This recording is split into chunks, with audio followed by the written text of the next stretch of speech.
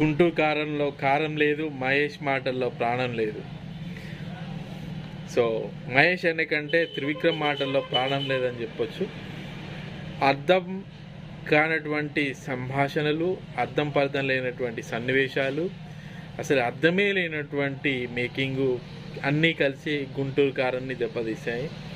గుంటూరు కారం ఎంతో awaited movie అయినప్పటికీ చాలా డిజాస్టర్గా మిగిలబోతుంది. మహేష్ పడ్డటువంటి అంటే hero super star Mahesh Babu పడ్డటువంటి కష్టం బూడిదలో పోసిన పన్నీర్గా మిగిలిపోబోతుంది.